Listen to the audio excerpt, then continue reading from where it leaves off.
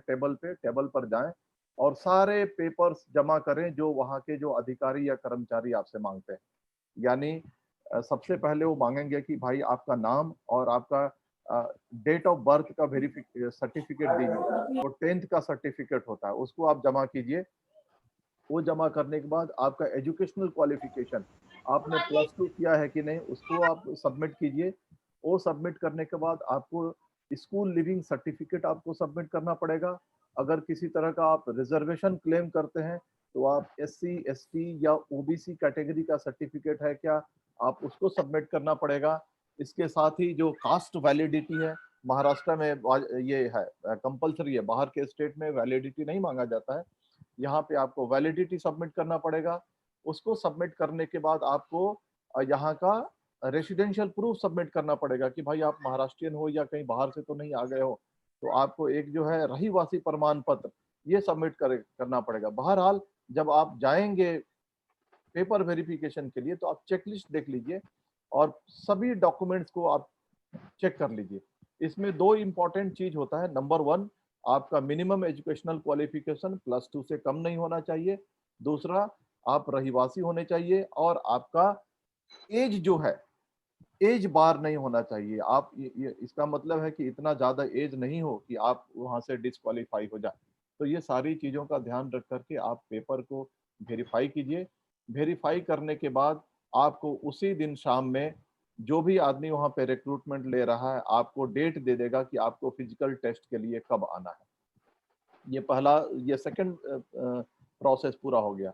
जब third state में जाएंगे यानी आपका फिजिकल टेस्ट, तो देखिए जब भी फिजिकल टेस्ट होता है तो 20-20 लोगों के ग्रुप में, स्क्वाड में लोगों को फिजिकल टेस्ट के लिए बुलाया जाता है। आज फिजिकल टेस्ट के लिए 100 मार्क्स है। उस 100 मार्क्स में आपको मेरे ख्याल से एक ये है, लॉन्ग जंप है, उसके बाद 5 किलोमीटर रनिंग है। ये 5 किलोमीटर रनिंग है या उसको रिड्यूस कर दिया गया है, कोई बताएगा? Any participant? रिड्यूस कर दिया है सर। 1600 मीटर बोला है सर। 1600 मीटर बताया सर। 1600 मीटर। 1600 मीटर। अच्छा, 1600 कर दिया गया है। ठीक है, कोई बात नहीं। तब 2014 में मैंने लास्ट रिक्रूटमेंट दिया था तो 5 किलोमीटर का रनिंग था, तो रनिंग को रिड्यूस कर दिया गया है। आपको पता होगा कि उस वक्त काफी बच्चे बॉम्बे में गिरे थे और उनका मतलब अनफॉर्चुनेटली उनका देहांत हो गया था, उसके बाद उसको रोक दिया गया था। तो रनिंग जो है 5 किलोमीटर से घटा करके 1600 मीटर कर दिया गया है। उसके बाद से 100 मीटर रनिंग होता है। उसके बाद आपको एक लॉन्ग जंप होता है। इस तरह से आप पढ़ लीजिएगा। और 20-20 मार्क्स के 5 आइटम्स हैं और आपका फिजिकल टेस्ट होता है। आपको मैं एक ये सुझाव देना चाहता हूं कि जो फिजिकल टेस्ट है वो पूरी तरह से आपकी फिजिकल कैपेबिलिटी पे डिपेंड करता है। यानी आप लॉन्ग जंप की प्रैक्टिस कीजिए, आप 100 मीटर रन करने की प्रैक्टिस कीजिए, आप 1600 मीटर रन करने की प्रैक्टिस कीजिए। यानी जो फिजिकल टेस्ट में जितने आइटम्स हैं सारे आइटम्स की प्रॉपर प्रैक्टिस कीजिए। और जब तक आप में फिजिकल स्टेमिना नहीं होगा आप इन सारी चीजों को कंप्लीट नहीं कर पाएंगे। यानी मेरे कहने का मतलब है कि आप प्रैक्टिस कीजिए, अपना डाइट अच्छा रखिए, अपने अंदर और अपने अंदर ताकत पैदा कीजिए। क्योंकि ये सारी चीजें ऐसी है कि जब तक आपके अंदर ताकत नहीं होगा तब तक आप स्ट्रेंथ पैदा नहीं करेंगे, और जब स्ट्रेंथ नहीं होगा तब तक इन सारे फिजिकल जो एक्सरसाइजेज है इनको प्रैक्टिस नहीं कर पाएंगे। तो अच्छा डाइट लीजिए, ताकत अपने अंदर पैदा कीजिए और इन सारे जो आइटम्स हैं इनका प्रैक्टिस कीजिए। प्रैक्टिस करने के बाद एक बार लगा कि हाँ मैंने प्रैक्टिस कर लिया, अब उसमें एफिशिएंसी लाने की कोशिश कीजिए। सपोज कीजिए आप 100 मीटर रन का सवाल है।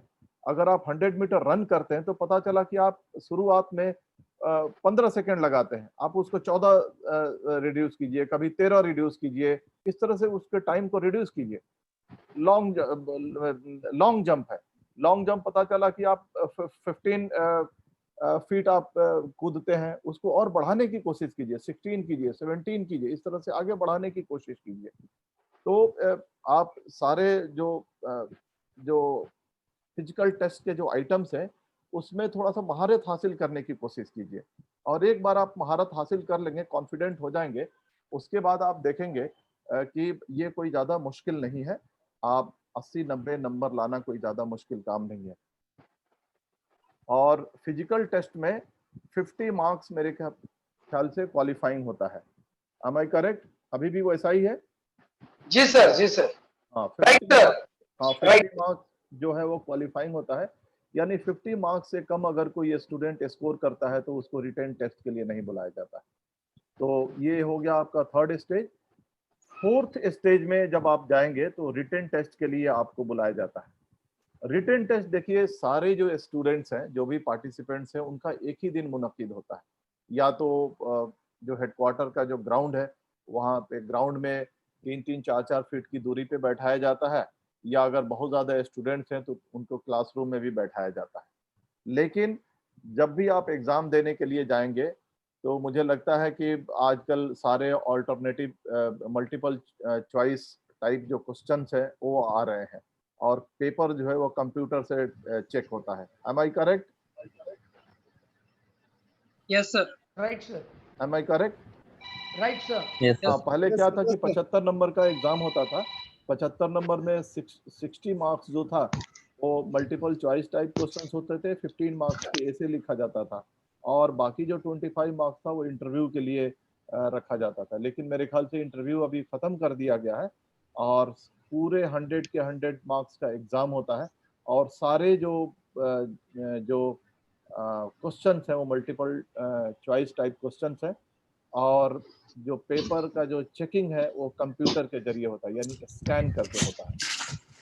तो इसकी तैयारी के लिए देखिए, फिजिकल स्टेमिना ऐसा है कि ये नेचुरल बिल्ट होता है। कोई आदमी चाहे कि मैं एक हद से ज्यादा बढ़ा लूं तो वो नहीं बढ़ा सकता है। लेकिन पढ़ाई ऐसी चीज है कि आप अगर चाहें कि प्रोफिशिएंसी हासिल करना, तो आप बिल्कुल इसको बढ़ा सकते हैं। तो आप पेपर पढ़िए, आपके यहाँ पे जो अखबार आते हैं उनको पढ़िए, इंग्लिश के मैगजीन्स पढ़िए, जनरल नॉलेज की किताबें पढ़िए। आप जो पहले के जो किताबें पढ़े हैं +2 और 10th के, उनको अच्छे से रिवाइज कीजिए, क्योंकि इसमें सिंपल मैथमेटिक्स आता है, कुछ ज्योग्राफी, हिस्ट्री, सिविक्स, बायोलॉजी, इनके क्वेश्चंस आते हैं, करंट अफेयर्स के कुछ क्वेश्चंस आते हैं, कुछ जनरल नॉलेज के क्वेश्चंस आते हैं। तो ये सारी जानकारियों के आधार पर जो भी, अगर आपके यहाँ पे हो सकता है कि कोचिंग मटेरियल कोई दे रहा हो तो उसको अच्छे तरीके से पढ़िए। कहीं कहीं पे पुलिस भर्ती के जो गाइड्स बिकते हैं अच्छे, ठीक ठीक मोटे मोटे गाइड्स बिकते हैं, उनको लीजिए और उनको पढ़ने की कोशिश कीजिए। और मेरा दावा है कि अगर कोई स्टूडेंट उसमें अगर बहुत ज़्यादा मोटिवेशन है, सेल्फ मोटिवेटेड है, फिजिकल की अच्छी तैयारी कर रहा है और रिटन की तैयारी अच्छा से कर रहा है, तो 3-4 महीने की मेहनत करके वो पुलिस में भर्ती हो सकता है। तो चाहे वो पुलिस की भर्ती हो बच्चों, या वो यूपीएससी या एमपीएससी की भर्ती हो, पहला कंडीशन है कि you have to be self motivated. सबसे पहले सेल्फ मोटिवेट हो जाइए, कड़ी मेहनत कीजिए, और कड़ी मेहनत करने के बाद जो आपका जो रिजल्ट है, यानी आप चाहते हैं कि आज मैं यहाँ खड़ा हूँ, उसमें थोड़ा सा और इम्प्रूव करने की कोशिश कीजिए। यानी अपना आपने जो कैपेबिलिटी है, अपने ही कैपेबिलिटी से लड़िए, उसको थोड़ा सा और इम्प्रूव करने की कोशिश कीजिए। और मुझे लगता है कि अगर ये सारी चीज़ें आप में है, एक जिद है भर्ती होने की, कड़ी मेहनत करने की जिद है, आप सेल्फ मोटिवेटेड हैं, तो बिल्कुल आप भर्ती होंगे। तो ये चारों स्टेज रहे, और इसके बाद जो ऑर्गेनाइजर्स हैं उनसे मैं कहना चाहता हूं कि जो बच्चों के जो सवालात हैं, वो सवालात अगर पूछे सर, बच्चों के सवाल से ज्यादा मैं थोड़ा सा आपसे एक इंटरव्यू टाइप लूंगा, क्योंकि बच्चे 100 है और फिर वो माइक में एक साथ बोलेंगे। सर, सबसे पहले मेरा एक सवाल आपसे जो है कि पुलिस भर्ती को लेकर जो बच्चों के दिमाग में एक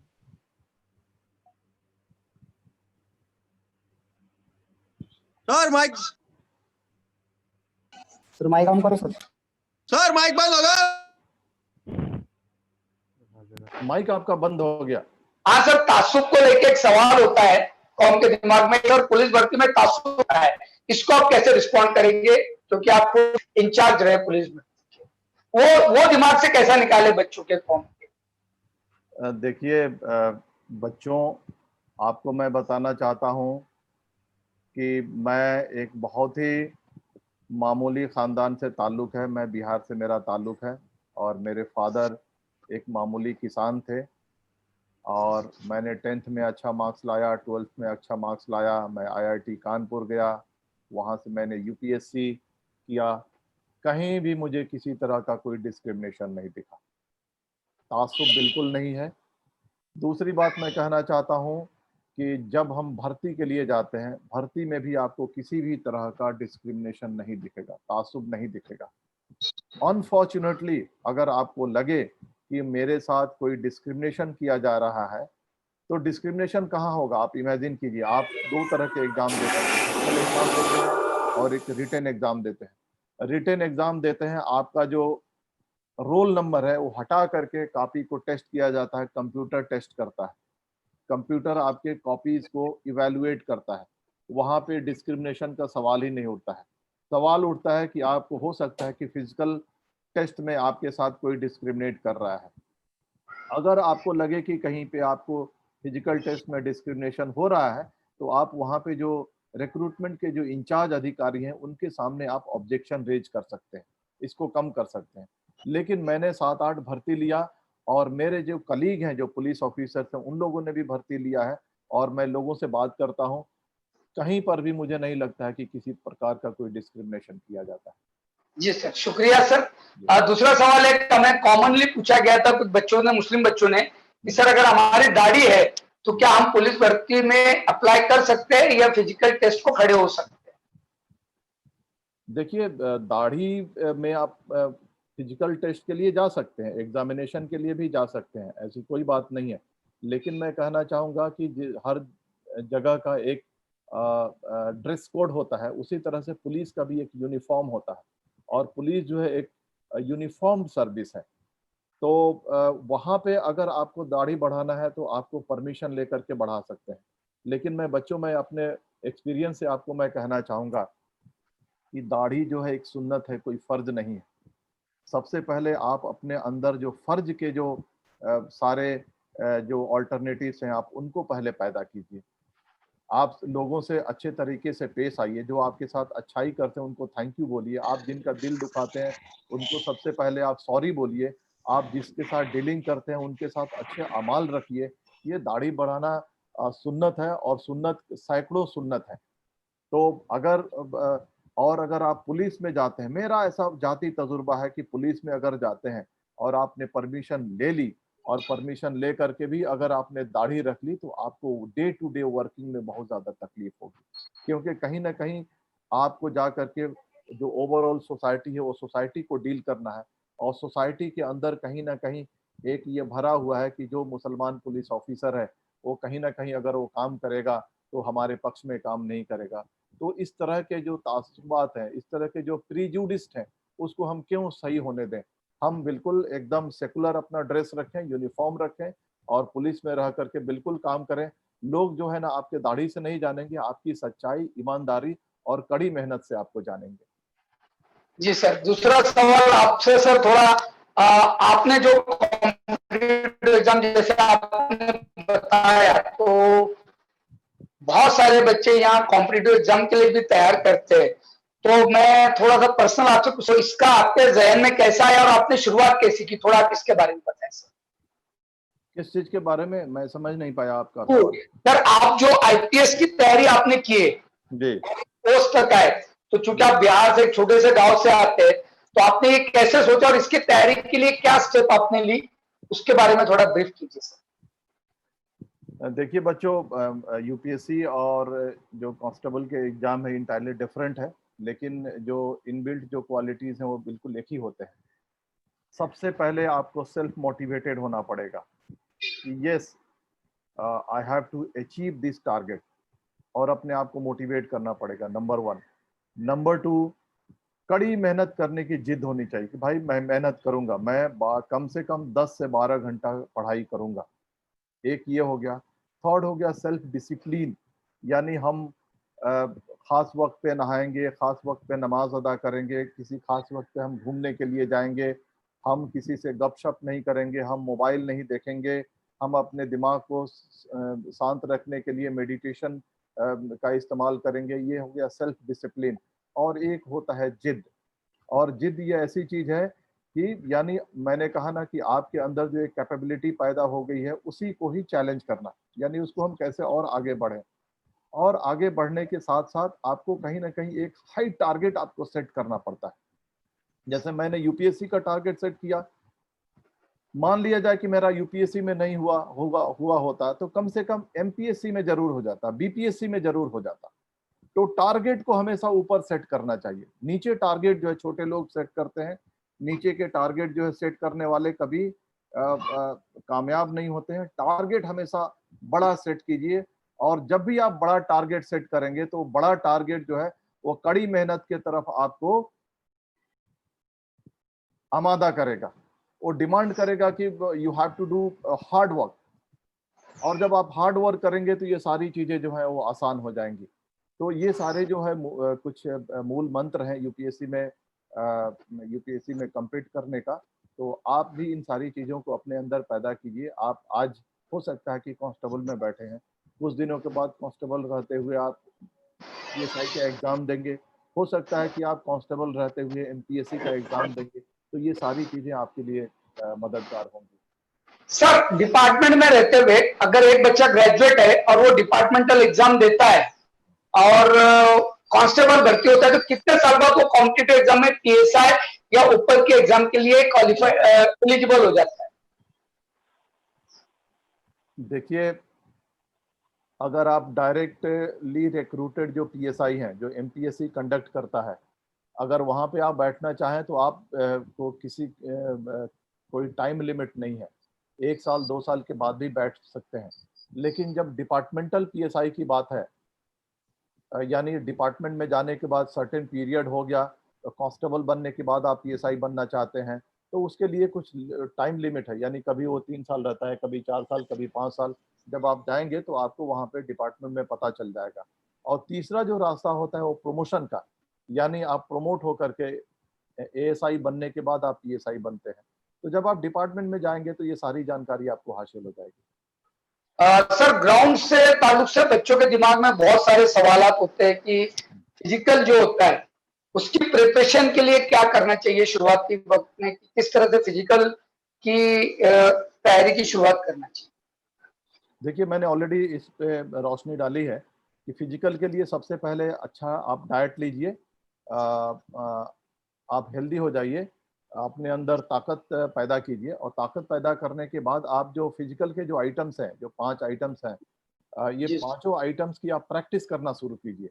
और प्रैक्टिस शुरू करने के बाद आप जो अचीव करते हैं, जैसे हाई जंप है, लॉन्ग जंप है, ये बहुत सारी चीजें हैं, इनको और ज्यादा इम्प्रूव करने की कोशिश कीजिए।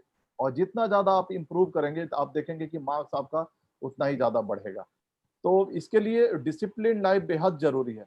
अच्छा डाइट और एक प्रॉपर वक्त पे सोना, प्रॉपर वक्त पे उठना, और एक अच्छा शूज आपके पास होना चाहिए। एक जो रनिंग शू है, रनिंग शू रखिए। कभी भी बेयर फुट या नंगे पांव आप दौड़ने की कोशिश मत कीजिए, पैर में छाले आ जाएंगे या किसी तरह का मोच हो जाएगा।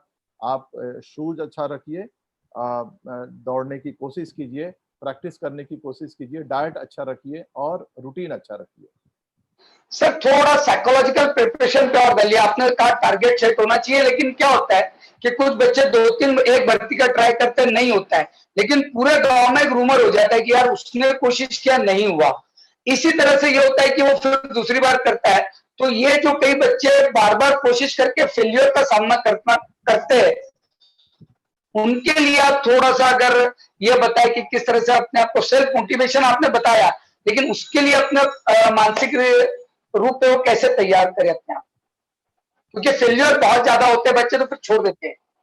देखिए, मैं आपको कहना चाहूंगा कि यूपीएससी में जो अटेम्प्ट्स, एक वर्ड लिखा गया है अटेम्प्ट्स, जी सर, वो मेरे ख्याल से 4 या 5 जो जनरल जो स्टूडेंट्स हैं उनके लिए है, ओबीसी के लिए 7 है, और मेरे ख्याल से जो शेड्यूल कास्ट और शेड्यूल ट्राइब के जो स्टूडेंट्स हैं उनके लिए अनलिमिटेड अटेम्प्ट है। आप समझ रहे हैं मेरी बात?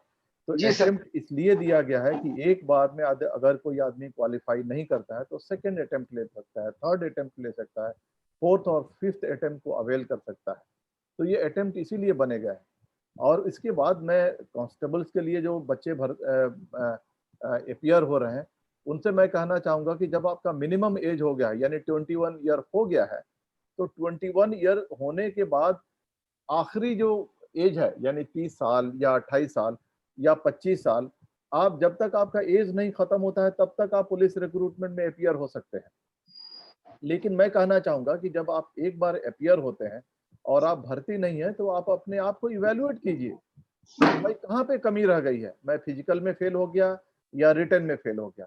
पता चला कि आपका वेट ज्यादा है, आपका वेट जो है, आप ओबेस हैं, आप मोटापे का शिकार हैं और 40-45 मार्क्स के आगे आप नहीं बढ़ पाते हैं, तो जब तक आप अपने आप मोटापा को नहीं घटाएंगे, फिजिकल स्ट्रेंथ पैदा नहीं करेंगे, तब तक आप फिजिकल में मार्क्स नहीं लेके आ पाएंगे। तो अपने आप को इवेल्युएट कीजिए। सपोज कीजिए कि आपने फिजिकल में तो बहुत अच्छा मार्क्स लाया, 80 मार्क्स लाया, 90 मार्क्स लाया। मैंने कई बच्चों को देखा है कि 100 मार्क्स लेकर के आते हैं, 90 मार्क्स लेकर के आते हैं, लेकिन फाइनल एग्जाम में उनका नाम नहीं रहता, फाइनल रिजल्ट में। ये इसलिए नहीं रहता है कि वो रिटन में बहुत पुअर होते हैं। तो साइमल्टेनियसली दोनों ही सब जो चीजें हैं, जो एरियाज हैं, उनमें आपको एक्सेल करना पड़ेगा। यानी फिजिकल टेस्ट में भी आपको अच्छा करना पड़ेगा और साथ साथ रिटन टेस्ट में भी अच्छा करना पड़ेगा। तो सपोज कीजिए कि आपने इवेल्युएट किया अपने आप को और पता चला कि भाई मैं रिटन टेस्ट में मेरा मार्क्स कम है, तो रिटन टेस्ट की अच्छी तैयारी कीजिए। आप गाइड पढ़िए, आप मैगजीन्स पढ़िए, आप पेपर पढ़िए, आप जनरल नॉलेज की किताबें पढ़िए और फिर जाकर के अपीयर हुई। सर, जुबैर सर मुझे लगता है कि कुछ सवाल करना चाह रहे हैं। एडवोकेट जुबैर शेख साहब। मैं अब्दुल रहमान साहब से एक बहुत ही इम्पोर्टेंट ऐसा सवाल करना चाहता हूँ कि आपका जो एजुकेशन हुआ ये बिहार में हुआ और उसके बाद जब आप महाराष्ट्र में आए तो आपने मराठी कैसे सीखी? क्योंकि मराठी का बहुत ज्यादा यहाँ पर प्रॉब्लम्स है, जो उर्दू मीडियम के स्टूडेंट है, तो मैं सर से दरख्वास्त करूंगा कि वो उनका एक्सपीरियंस बताए कि उन्होंने मराठी कैसे सीखी। देखिए, हम लोग जो मराठी, जो बाहर से जो ऑफिसर्स आते हैं, यानी जब यूपीएससी का सिलेक्शन होता है तो 1/3 जो होम स्टेट के लोग हैं उनको दिया जाता है और 2/3 बाहर के लोग आते हैं। यानी मान लीजिए कि अगले साल 9 लोग आईपीएस में भर्ती होने वाले हैं, तो 3 लोग महाराष्ट्र के होंगे, 6 लोग बाहर से आएंगे। जाहिर है जो लोग बाहर से आएंगे उनको लैंग्वेज प्रॉब्लम होगा, तो उनको लैंग्वेज सीखनी पड़ेगी, क्योंकि उनको फील्ड में काम करना है, उनको लोगों से डील करना है, उनको लोगों के जो सवालात हैं, लोगों की बातें हैं, लोगों के कंप्लेंट्स हैं, लोगों की तकलीफें हैं, उनको सुनना है फील्ड में जा करके। और जूनियर जो ऑफिसर्स हैं वो मराठी में काम करते हैं, तो आपको मराठी लैंग्वेज सीखना पड़ता है। तो मैंने ऐसा किया था कि जब मेरा जो शुरुआती जो वक्त था, नांदेड़ और लातूर, यहाँ पे मैंने मराठी के टीचर्स रखे थे ट्यूशन के लिए। वो आते थे और मुझे पढ़ाते थे। तो शुरुआत की जो 3-4 किताबें मैंने पढ़ी थी, अखबार में पढ़ता था, और उसके साथ साथ जो हमारे डिपार्टमेंट के जो रिपोर्ट्स आते हैं, कंप्लेंट्स आते हैं, उसको मैं पढ़ता था। और जहाँ जहाँ पे मुझे लगता था कि मैं समझ नहीं पा रहा हूँ या कुछ डिफिकल्ट वर्ड्स आते थे, तो हमारे सामने कोई भी ऑफिसर हो, किसी भी रैंक है, चाहे वो कांस्टेबल हो, हेड कांस्टेबल हो, या पीएसआई हो या इंस्पेक्टर हो, उनसे हम पूछते थे कि इसका मतलब क्या हुआ, और वो हमें अच्छी तरह से उसको समझाते थे। तो लेकिन जो बच्चे अभी कांस्टेबल के लिए अपीयर हो रहे हैं, मैं आपसे कहना चाहूंगा कि एग्जाम जो है, क्वेश्चन पेपर मराठी में होता है, लेकिन मल्टीपल चॉइस टाइप क्वेश्चन है। आपको सिर्फ टिक लगाना है, आपको लिखना नहीं है। और महाराष्ट्र में मुझे लगता है कि सारे स्कूलों में मराठी कंपलसरी है, और सवाल पढ़ करके और रिप्लाई करना, इतना मराठी तो आपको आना चाहिए। और अगर कोई लड़का बहुत ही ज्यादा पुअर है तो उसको कहीं ना कहीं मराठी पे उसका कमांड होना चाहिए, मराठी उसको सीखनी चाहिए। जुबैर सर दूसरा सवाल। जुबैर सर दूसरा सवाल। यस, मैं एक और सवाल ये पूछना चाहता हूँ कि बहुत सारे स्टूडेंट जो है ये पुलिस भर्ती को सिर्फ इसलिए ट्राई करते हैं कि वो लोगों को देखते हैं वो ट्राई करते हुए, मगर जैसे आपने police services as social services, तो ये सोशल सर्विस का कितना स्कोप है, ये अगर बच्चों तक पहुंचाया जाए आपकी बात, तो इंशाल्लाह इससे बहुत बेनिफिट भी हो सकता है। Police services as social services. नहीं, ये तो बिल्कुल है। देखिए, जो पुलिस जो है वो ऐसा कहा जाता है कि ये सरकार का जो है ना आर्म होता है, यानी सरकार इस डिपार्टमेंट के जरिए काम करती है। आप फील्ड में रहते हैं, जब पुलिस स्टेशन में रहते हैं, तो लोगों का जो कटिंग एज लेवल जो है वो पुलिस स्टेशन है। लोग जब भी तकलीफ में रहते हैं या किसी तरह का केस दाखिल करना है या किसी तरह की भी कोई बात करनी है तो सबसे पहले पुलिस स्टेशन को अप्रोच करते हैं और वहाँ से हम कई तरह के अच्छे काम कर सकते हैं और हम लोगों ने अच्छा काम किया भी है। अगर लोग तकलीफ में आते हैं तो सबसे पहले हम उन्हें पानी देते हैं, उनको ढाढ़स बंधाते हैं और उसके बाद पूछते हैं कि भाई आपके साथ क्या जुल्म और ज्यादती हुई, उसको रिटन फॉर्म में हम लेते हैं, FIR दाखिल करते हैं, फिर आगे की कार्रवाई शुरू करते हैं। इसके साथ ही बहुत सारे जो इनिशिएटिव्स हैं हम पुलिस स्टेशन से शुरू कर सकते हैं। हम क्राइम रोकने में लोगों की मदद कर सकते हैं, हम लॉ एंड ऑर्डर मेंटेन करते हैं, पब्लिक रिलेशन हम वहाँ पे बढ़ाते हैं ताकि के जो लोग हैं क्रिमिनल्स और लॉ एंड ऑर्डर के बारे में लोगों को जानकारी दें। बहरहाल ये कहने का मतलब है कि पुलिस जो है एक अच्छा अपॉर्चुनिटी है कि हम उसके जरिए सोशल सर्विस कर सकते हैं। जुबेर सर। सर जैसे कि हम जो पुलिस भर्ती की तैयारी कर रहे हैं स्टूडेंट, इनका एक उद्देश्य ये भी है कि वो रोजी रोटी से लग जाए और रोजी रोटी से लगने के बाद एक फैमिली स्टेबल होती है अगर कोई सर्विसेज में भर्ती होता है। हमारा भी मकसद ये है क्लास चलाने का कि कम से कम एक स्टूडेंट तो इस भर्ती या इस ट्रेनिंग से भर्ती हो जाए। तो पुलिस भर्ती होने के बाद उस फैमिली के अपलिफ्टमेंट के बारे में थोड़ा सा डिस्कस अगर हो जाए तो बेहतर रहेगा। देखिए पुलिस की जो नौकरी है आज एक अच्छी नौकरी हो गई है। पहले जो पे स्केल थे वो काफ़ी कम थे, लेकिन अभी पे स्केल अच्छा हो गया है। और अगर कोई लड़का या स्टूडेंट पुलिस में भर्ती होता है तो मुझे लगता है कि एक फैमिली जो है वो पूरी तरह से सेट हो जाता है, यानी उसकी लाइफ सेट हो जाती है, यानी वो अपनी ज़िंदगी में अच्छा कर सकता है। उसको सरकार की तरफ से कहीं ना कहीं रेसिडेंशियल हाउसेज मिल जाते हैं, बच्चों के एजुकेशन की तरफ वो ध्यान दे सकता है, यानी एक फैमिली तो कम से कम वो लिफ्ट जरूर कर सकता है, ये मैं कहना चाहूँगा। सर ड्यूरिंग द सर्विस आप जब एज इतने सीनियर ऑफिसर रहे, ये सवाल थोड़ा सा इसलिए भी पूछते हैं कि ठीक है भर्ती के अंदर तो कोई जैसे आपने कहा कि अब वो मौका नहीं रहा कि कोई आपके साथ भेदभाव कर सके, लेकिन ड्यूरिंग द सर्विस पर्सनल आपके साथ कभी ऐसा आपको एहसास हुआ है या महसूस हुआ है कि ये पूरे सिस्टम में कोई भर्ती होने के बाद कोई एक आपके साथ डिस्क्रिमिनेशन वाला व्यवहार हुआ या ऐसा कभी आपको एहसास हुआ है, और अगर हुआ है तो हाउ यू टैकल इट? नहीं देखिए, ये तो मैंने बार बार अपने इंटरव्यू में कहा है, यहाँ पर ही नहीं कई फोरम पे मैंने कहा है और ये डॉक्यूमेंटेड प्रूफ भी है और एकेडमिशियंस जो हैं इस बात से एग्री करते हैं और लोगों ने इस पे पेपर्स भी लिखा है, किताबें लिखी गई हैं कि ड्यूरिंग रिक्रूटमेंट आपके साथ किसी तरह का कोई भेदभाव नहीं होता है, there is no discrimination in the process of recruitment. लेकिन जब आप रिक्रूट हो करके जाते हैं और डे टू डे जब सर्विसेज में दाखिल होते हैं तो वहाँ कहीं ना कहीं आपको डिस्क्रिमिनेशन का सामना करना पड़ता है।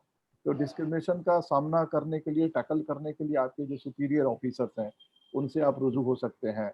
आप जो कुछ अपीलीय ऑफिसर्स होते हैं जैसे IG हैं, DIG हैं, डायरेक्टर जनरल ऑफ पुलिस हैं, उनसे अप्रोच कीजिए और उनसे आप न्याय मांगने की कोशिश कीजिए। अगर बहुत ज़्यादा ही अगर आप किसी तरह की कोई इनजस्टिस होता है तो आप मैट में जा सकते हैं, आप कोर्ट में जा सकते हैं। लेकिन मैं कहना चाहता हूं बच्चों, भर्ती होने के बाद अगर किसी तरह की कोई इनजस्टिस होता है आपके सामने या किसी तरह का आपको लगता है कि आपके साथ डिस्क्रिमिनेशन होता है तो चुप मत बैठे रहिए, उस बात को जरूर रेज कीजिए प्रॉपर फोरम पे।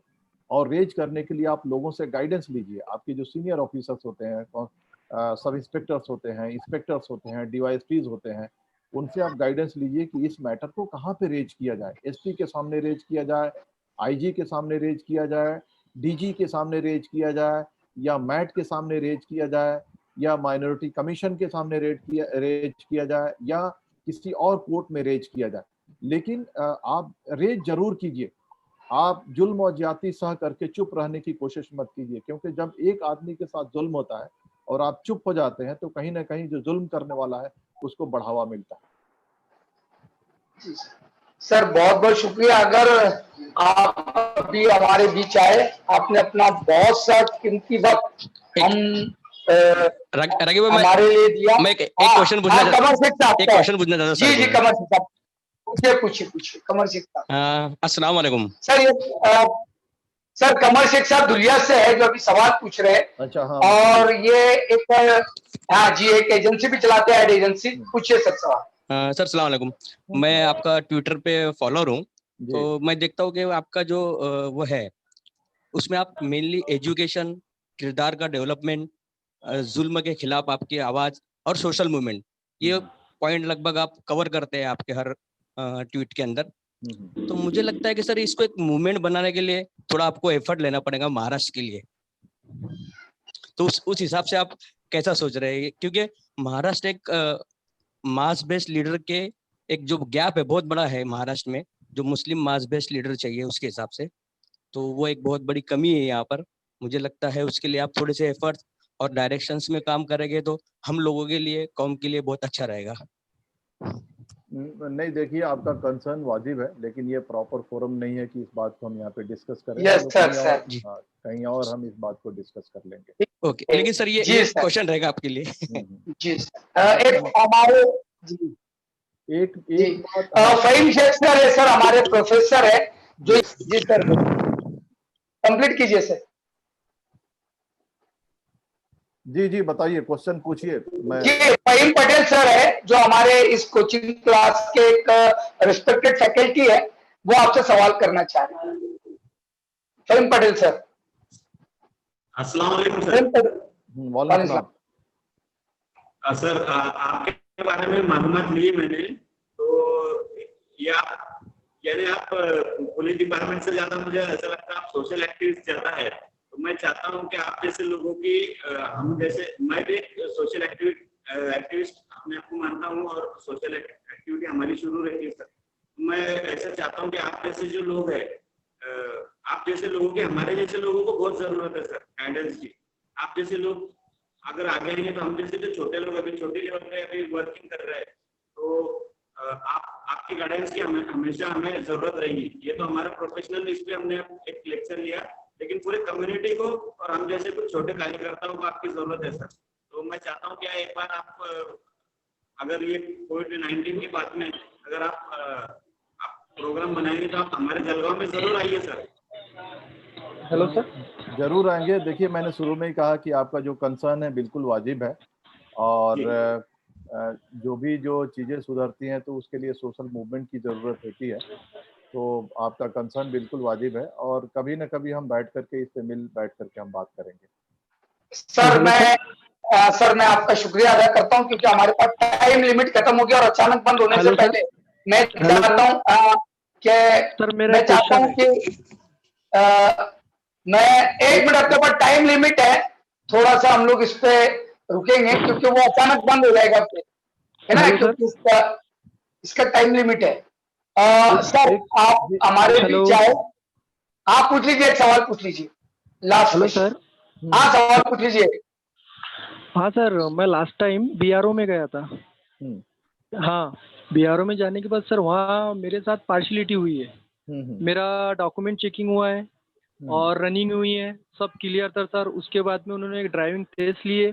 ड्राइविंग टेस्ट में लेने के बाद सर उन्होंने क्या करे, उनके जो डिपार्टमेंट के जो लोग थे वो ट्रेड चेंज करके इस ट्रेड में आना चाहते थे। उन्होंने सर ड्राइविंग भी, मतलब उन्होंने जो ड्राइविंग में की उनका बहुत मतलब ड्राइविंग में उनकी मिस्टेक हुई है, रिवर्स में मिस्टेक हुई है, सब मिस्टेक हुई है। उसके बाद में हमारा ड्राइविंग टेस्ट हमने पूरा 100% दिया।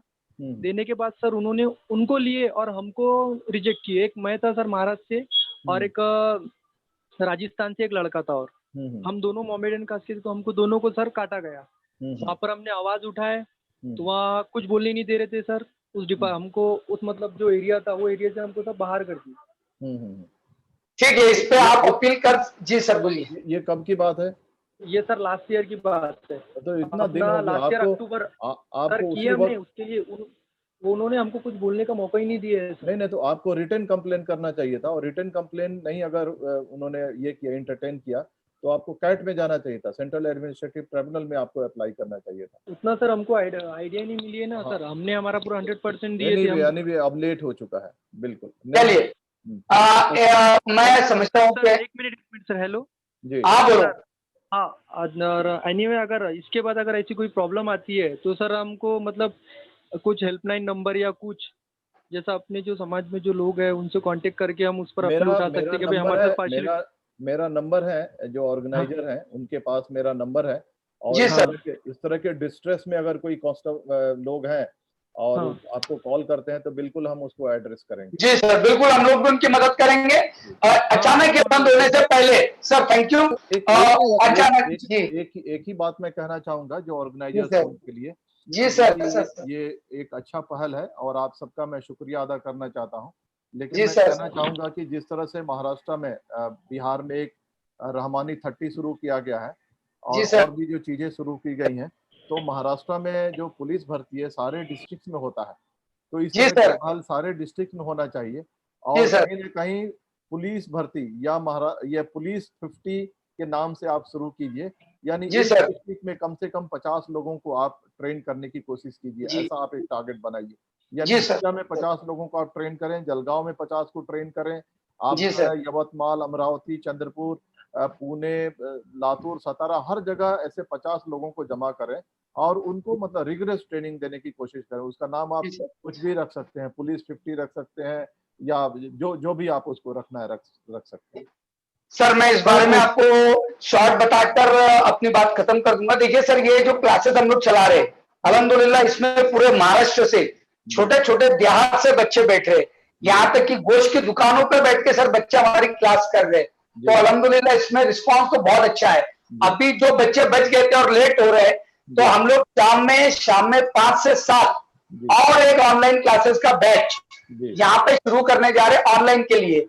और इसी के लिए फिजिकल ट्रेनिंग के लिए भी छोटे छोटे कस्बों में जाके, चूंकि लॉकडाउन का समय सर, तो हम सेंट्रलाइज नहीं कर पा रहे, क्योंकि हमें ये डर था कि अगर हम सेंट्रलाइज करते और एक भी बच्चा बीमार पड़ता है क्या, तो जैसे पब्लिक को टारगेट किया, ये हमारे पूरे पुलिस भर्ती का जो मिशन है इसको ये टारगेट कर सकते थे। इसके लिए हमने ये किया है कि क्लास ऑनलाइन ले रहे थे। जी सर। मैं कहना चाहूंगा कि ये तो एक इमरजेंसी टाइप सिचुएशन है, ये बिल्कुल जी इसमें जो सर। लॉकडाउन के जो रूल्स हैं उसका पालन कीजिए। लेकिन जब नॉर्मल सिचुएशन होता है, नॉर्मल सिचुएशन की मैं बात कर जी रहा सर। जी सर, आपके रहनुमाई में इंशाल्लाह हम लोग वो जरूर लॉन्च करेंगे, जिसमें आपने जैसे बताया कि स्पेशल बैचेस इंशाल्लाह हम लोग शुरू करेंगे, आपकी रहनुमाई भी उसमें लेंगे। और अभी हम लोग यहाँ पे कॉम्पिटिटिव एग्जाम सेंटर भी चला रहे जलगांव में sir, study centre and library for competitive exams, ये हम लोगों ने शुरू किया है। इसके बाद और शाम की बैचेस भी 1 तारीख से हम लोग ऑनलाइन क्लासेस की शुरू करें। जो एडवोकेट जुबैर शेख साहब है, इनका एक पोर्टल है डीजी दक्ष नाम से सर, इस पे हम लोग ऑनलाइन एग्जाम भी ले रहे हैं और बहुत सारा स्टडी मटेरियल जो बच्चे किताबें नहीं खरीद सकते वो उसी में कर रहे हैं। तो अल्हम्दुलिल्लाह ये एक छोटी कोशिश।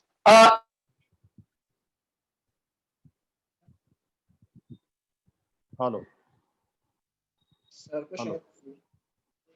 हेलो सर हमारा क्वेश्चन था सर आपसे। अब्दुल रहमान साहब भी एंट्री नहीं कर पा रहे थे इस क्लास में, क्योंकि वो बहुत जल्दी पैक हो गया। तो हम आपसे गुजारिश करेंगे सर इस फोरम से कि एक बार और एक महीने भर बाद इंशाल्लाह हम आपको तकलीफ देंगे, ताकि और जो बच्चे हुए लोग हैं वो आपसे फायदा उठा सके। ऑनलाइन क्लासेस का मेरा मोबाइल नंबर जो बच्चे लिखना चाहते हैं वो लिख लीजिए। हम लोग सेकंड बैच इंशाल्लाह 1 तारीख से शुरू कर रहे हैं। आप मुझे व्हाट्सएप नंबर दे रहा हूं, इस पे व्हाट्सएप करिए तो आपको मैसेज आ जाएगा। और 2 घंटे का ऑनलाइन क्लास, और जो लोग फिजिकल ट्रेनिंग चालू करवाना चाहते हैं अपने एरिया में, वो हमें फोन करके बुलाइए। हम लोगों ने नंदुरबार, मारू, ऐसे छोटे छोटे कस्बों में, गाँव में हम लोगों ने प्लाट में बांटना लेना, छोटे छोटे कस्बों में जाकर अल्हम्दुलिल्लाह हम लोगों ने फिजिकल ट्रेनिंग सेंटर शुरू किए। तो मोबाइल नंबर लिख लीजिए 9975 660 160 9975 660 160। I repeat 99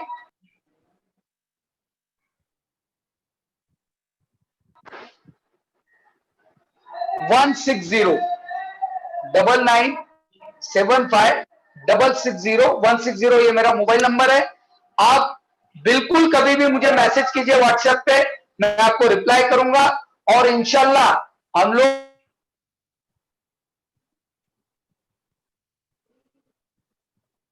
कर रहे फौरन नंबर मिलते डिस्कनेक्ट हो रहा है, कॉल मत करिए अभी, आप नंबर लिख लीजिए, कॉल मत करिए क्योंकि फोन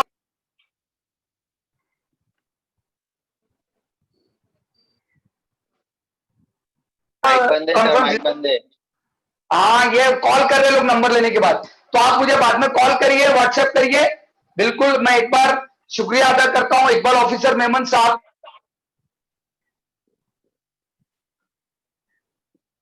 सर माइक बंद, जिन्होंने हमें इस छोटे से इस प्रोजेक्ट के लिए हमारी फाइनेंशियल मदद की।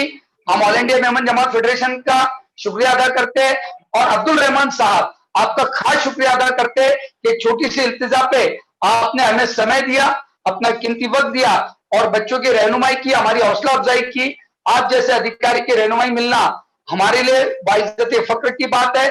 इंशाल्लाह हम आपसे टच में रहेंगे। एक बार फिर मैं एडवोकेट जुबैर शेख साहब का, जिन्होंने इस पूरे प्रोजेक्ट के लिए अपना वक्त भी दिया और पोर्टल भी हमको अवेलेबल करके दिया। हमारे फहीम पटेल सर है जो रोज क्लास लेते हैं, उसके साथ ही कमर शेख साहब जो इस पूरे प्रोजेक्ट में हमारे साथ रहे, अतीक मेमन साहब, तमाम लोग जो पर्दे के पीछे से इस प्रोजेक्ट के लिए है, हम उन सब का तहे दिल से शुक्रिया अदा करते हैं। एक बार फिर अब्दुल रहमान साहब का शुक्रिया अदा कर मैं समझता हूं कि यहाँ पे अगर साहब जाना चाहते हैं तो हम साहब को इजाजत देंगे। उसका जो बच्चे सवाल करना चाहते हैं वो हमसे सवाल कर सकते हैं, सर अगर मौजूद रहे तो भी ठीक है। हम लोग यहाँ हमारे प्रोग्राम को शुक्रिया के साथ खत्म करते हैं। वो आखिर दावान अल्हम्दुलिल्लाह रब्बिल आलमीन। बहुत बहुत शुक्रिया। अगर एक दो बच्चे सवाल करना चाहें, जी बिल्कुल, एक सवाल पूछिए, बच्चों को जो पूछना है पूछ सकते हैं। तीन हेलो। सवाल मैं एंटरटेन करूंगा, उसके बाद आप लोगों से जी जी हेलो।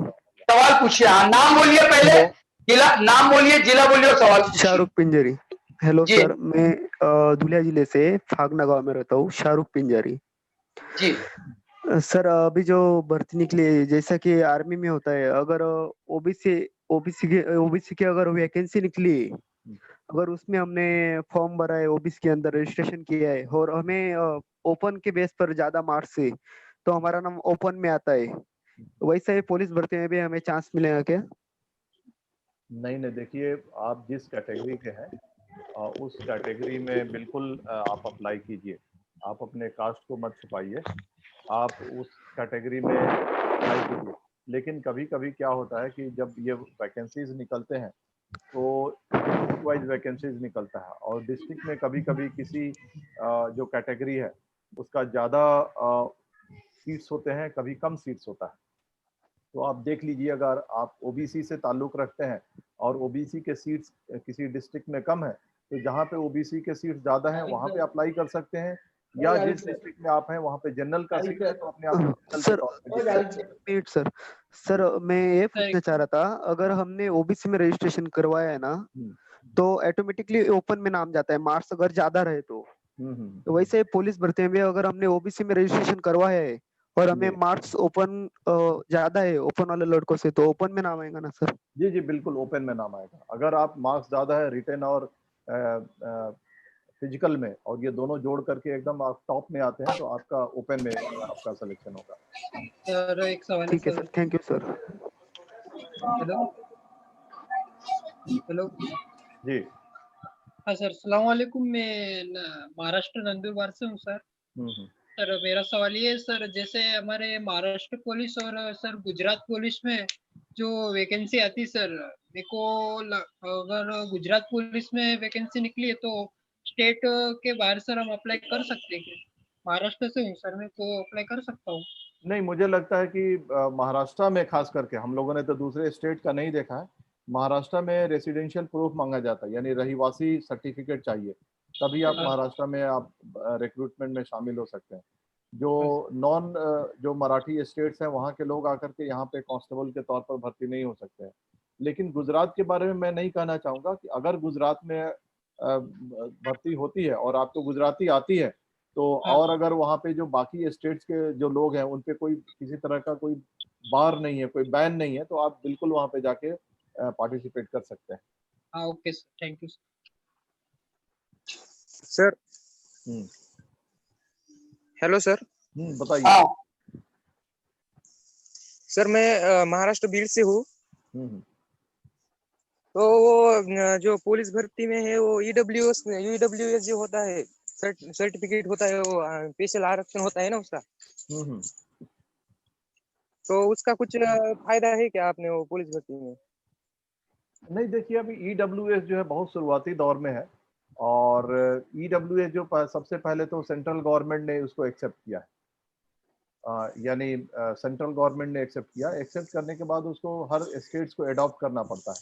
अब पता नहीं कि महाराष्ट्र गवर्नमेंट ने उसको अडॉप्ट किया है कि नहीं। अगर नहीं किया है तो पुराने ढर्रे से होगा, और अगर उन्होंने किया है तो आपका ख्याल रखा जाएगा, वहां पे देखा जाएगा। आप उसके बारे में ज्यादा फिक्र न करें। चलिए सर हाँ रमेश पिंजारी जुलिया। हाँ पूछो। हाँ सर, अगर ओबीसी से अपन फॉर्म भरते और वैलिडिटी नहीं रही तो कुछ प्रॉब्लम आता है क्या? ना, वैलिडिटी आपको दिखाना पड़ता है। वैलिडिटी कंपलसरी है क्या? हाँ कंपलसरी। आप देख लीजिए, आप फॉर्म तरीके से पढ़िए। अगर वैलिडिटी भर्ती होने के बाद आपको जमा करना है तो भर्ती होने के बाद जमा कर सकते हैं, और अगर पहले जमा करना है तो पहले जमा कीजिए। आप फॉर्म अच्छे तरीके से पढ़िए। चलिए सर, शुक्रिया एक बार फिर आपका मैं शुक्रिया अदा करता हूँ इस प्रोग्राम में आपका कीमती वक्त दिया। Hello sir. हेलो सर, मैं मोहम्मद इब्राहिम बात कर रहा हूँ सर, शेगांव से। हाँ बोलो बोलो बोलो।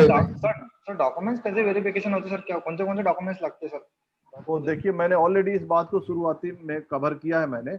आप जब फॉर्म भरते हैं तो फॉर्म भरने के बाद उसमें सारे डॉक्यूमेंट्स लिखे हुए हैं कि क्या क्या डॉक्यूमेंट्स आपको पेपर वेरिफिकेशन के वक्त लेके जाना पड़ेगा। आप उनको पढ़िए और पढ़ने के बाद लेकर के जाइए। प्रिकॉशन के तौर पर मैं आपको बता दूं कि पूर्व तैयारी के तौर पर कि आपके 10th के सारे डॉक्यूमेंट्स, 12th के सारे डॉक्यूमेंट्स, स्कूल लिविंग सर्टिफिकेट, आपका कास्ट सर्टिफिकेट, वैलिडिटी, रहिवासी सर्टिफिकेट, इतना बिल्कुल आप जमा करके रखिए। ठीक है sir, thank you sir. Question था सर। Hello sir. हाँ बोलो। हाँ पुणे से बोल रहा हूँ। बोलो बोलो। हाँ सर, मैं ये पूछ रहा था सर अब्दुल रहमान सर को, क्या जो हम जब पुलिस भर्ती के लिए जाते हैं सर अपने फिजिकल के लिए सर, तो उस वक्त सर वो हमसे फॉर्म भर के लेते हैं सर, जो भर्ती वाले जो रहते हैं सर अपने टीचर, तो सर वो किस फॉर्म फिलअप तो पेपर वेरिफिकेशन होता है उसी वक्त होता है, आपको देना पड़ता है, फॉर्म भरना पड़ता है। जी सर। ये सब हो जाएगा, इसके बारे में फिक्र न कीजिए। आप बिल्कुल अच्छा से फिजिकल करो और बढ़िया से तैयारी करो, ये सारी बातें हो जाएंगी। Hello sir. जी शुक्रिया सर। Hello sir. कुछ सर मेडिकल टेस्ट का थोड़ा बता दो सर, क्या काय में रिजेक्ट होते हैं बच्चे, क्या रहता है मेडिकल? कोई देखिए, अगर आप फिजिकल टेस्ट में पास हो जाते हैं तो आप बिल्कुल मेडिकल टेस्ट में पास हो जाएंगे, किसी तरह की कोई दिक्कत नहीं आएगी। वहां पे आपका ये आई साइट ज्यादा नहीं होना चाहिए और कलर ब्लाइंडनेस नहीं होना चाहिए। ठीक है। हेलो सर, अस्सलाम वालेकुम। वालेकुम सलाम। वालेकुम सलाम। सर मैं पुणे से बोल रहा हूँ, मोहम्मद शेख। हाँ बोलो पूछो। हाँ सर, ये जब ये 3,500 भर्ती लिए थे सर, इसका कुछ रिटर्न एग्जाम नहीं आया सर अभी तक? ये 2018 में जो भर्ती के फॉर्म भरे गए थे और जो बाद में 19 में वो अटक गया है, तो उसके बारे में पूछ रहे। वो हुआ ही नहीं अभी वो प्रोसेस। अब ये जब भर्ती निकलेगी तो पिछले वालों को मौका देंगे या नहीं, फॉर्म भरों को ये नोटिफिकेशन में क्लियर होगा, वो अभी क्लियर नहीं। इस ताल्लुक से हम लोगों ने सवाल उठाए हैं, इस ताल्लुक से निवेदन दिए गए हैं, तो इंशाल्लाह वो बात टेक्निकल है। अभी फिलहाल जो स्टूडेंट्स हैं उन्हें जो आज जो प्रॉब्लम आ रही है, आज जो दिक्कत आ रही है, उसके बारे में अगर आप सवाल पूछेंगे तो ज्यादा बेहतर है। हाइपोथेटिकल सवाल मत पूछो, जो अभी प्रैक्टिकल आपको कि जो गवर्नमेंट की जवाबदारी है, गवर्नमेंट निर्णय लेगी उस पर, जिन लोगों ने भरा था उनका क्या करना है, या गवर्नमेंट एक लाइन लिख देगी कि जिन लोगों ने भरा था उस पर ध्यान नहीं दिया जाएगा, आप फ्रेश सबको भरना पड़ेगा, तो आप सबको फ्रेश भरना पड़ेगा। क्लियर है? चलिए शुक्रिया सर। जी शुक्रिया। चलिए सर, एक बार फिर मैं आपका पूरे टीम की तरफ से शुक्रिया अदा करता हूँ। आपने हमारे लिए इतनी जहमत उठाई, अल्लाह आपको इसका अजर अजीम अता फरमाए। और तमाम बच्चों का जिन्होंने हमारे प्रोग्राम में सहभाग दिया, फिर एक बार मैं रिपीट करता हूँ कि शाम की बैच हम लोग जल्दी लॉन्च कर रहे हैं इंशाल्लाह। जो लोगों को इस बारे में कांटेक्ट करना है वो मुझे व्हाट्सएप पे मैसेज कर सकते हैं, हम लोग उनको लिंक भेजेंगे। इंशाल्लाह हमारा प्लान है कि 1 तारीख से शाम की बैच, क्योंकि जो सुबह वाले बच्चे जिनके घर में फैमिली में कोई रहता है,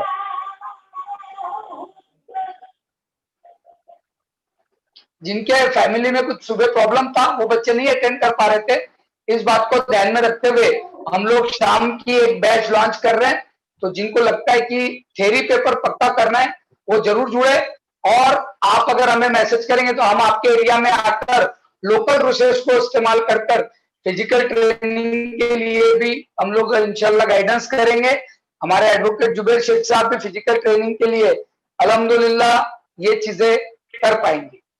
समय 7 से 9 रहेगा ताकि लेट नाइट हम लोग क्लास कर सके, कि जो काम धंधे पे बच्चे है, वर्किंग बच्चे है, उनको रहेगा। सुबह की एक क्लास चल रही है, सुबह 9 से 11। आप मुझे पर्सनल व्हाट्सएप पे बात कीजिए, मैं इंशाल्लाह आपको उसके जवाब दूंगा।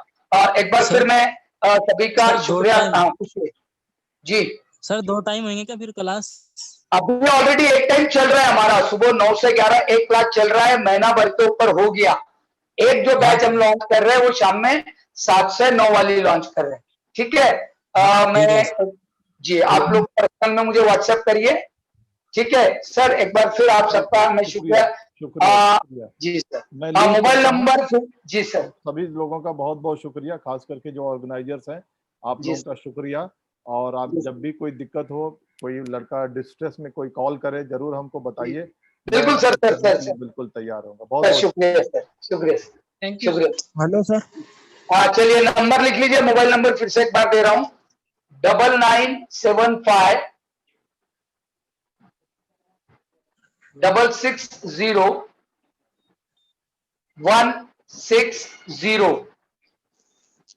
यस, ये चैट में भी सर ने भेज दिया है, 9975 660 160। ये मेरा मोबाइल नंबर है, आप मुझे व्हाट्सएप करिए, आपको इंशाल्लाह लिंक भेजी जाएंगी। जो लोग शाम में क्लास लगाना चाहते हैं वो बिल्कुल कांटेक्ट करें, उनको लिंक भेजेंगे। और इंशाल्लाह जल्दी ये क्लास में हम लोग 2 चीजें देने वाले हैं। सुबह शाम में जो क्लास रहेगा उसमें आपको पोर्टल की सुविधा भी दी जाएगी, जिसमें आप मॉक टेस्ट भी दे पाएंगे और बहुत सारा स्टडी मटेरियल भी रहेगा, और रोज 2 घंटा क्लास रहेगा। ये हमारे तरफ से रहेगा इंशाल्लाह। आप सबका एक बार फिर से मैं शुक्रिया अदा करता हूँ, इतनी बड़ी तादाद में आप लोग जुड़े। आप अगर कोई सवाल मुझसे करना चाहते हैं तो पूछ सकते हैं। हाँ सर, अपना एक ग्रुप बना लीजिए आप। जी सर, सर पक्का। हेलो और सर। जो हाँ पूछो। नंबर होना था एक बार और आपका। लिखो 9975 9975 660 660 160। ठीक है सर। ठीक है, तो आप कभी भी हमसे कांटेक्ट करिए, इंशाल्लाह हम लोग आपकी खिदमत में हाजिर है। जैसा सर ने कहा कि सर ने जैसा कहा कि सुपर 50 वाली बैच बनाइए,